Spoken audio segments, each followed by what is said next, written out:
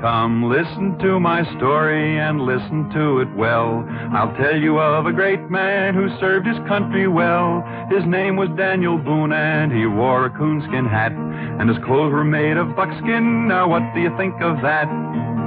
Dan was born in Pennsylvania in 1734, in colony days before the Revolutionary War. He was famous as a hunter while he was still a boy, and the hours he spent in the forest, they were his greatest joy.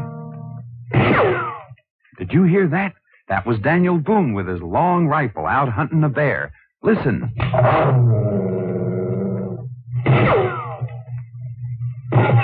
He got him. Daniel Boone shot that bear.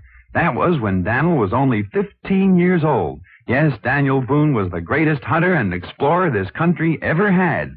Now, sometimes Dan hunted bears. And sometimes wildcats. And other times the timber wolf.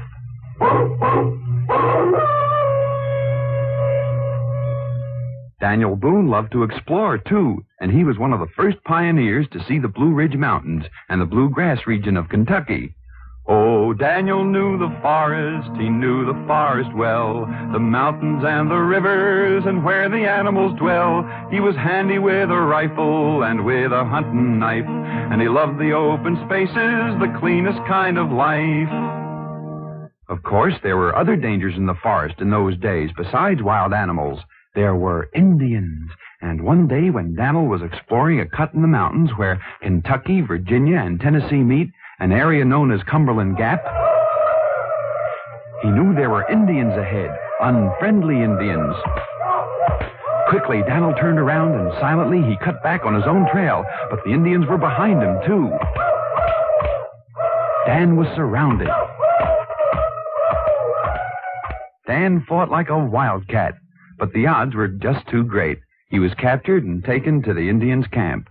The Indians knew Daniel's reputation, and they tied him to a tree post to prevent his escape. That night, when the Indians were asleep, Dan found a sharp piece of bark right back of where his hands were tied. Slowly and painfully, he rubbed the leather cord against the bark until at last he was free. Then, as quiet as a cat, he escaped. The Indians followed, but Daniel covered ground so fast that he left their swiftest runners behind. He covered 160 miles on foot in 4 days, and he met his friends, settlers from back east at Cumberland Gap. During the Revolutionary War, Dan was a major in the American Army, and his great knowledge of forestry and wood lore came in handy when he fought the British and the Indians on the British side. But he was friendly to many Indians because Daniel was a fair man to red men and to white, and he never used his rifle unless he had to fight. He didn't like big cities, he kept on moving west, and he helped to build our country and tame the wilderness. When the Revolutionary War was over, Dan kept heading west until he made his final home in Missouri. There he would sit under a tree during the day, and settlers and Indians came to him with their problems, for he was a man of great justice and simple democracy.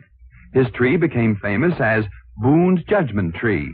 Often Dan sat under it and remembered his old battles and adventures, and he would fondly dream of his hunting days when he hunted the big bear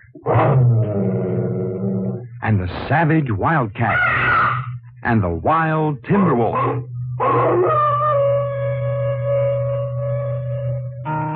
And now you've heard my story, there is no more to tell. The story of Daniel Boone, who served his country well. His clothes were made of buckskin and he wore a coonskin hat. A democratic pioneer, I hope you'll remember that.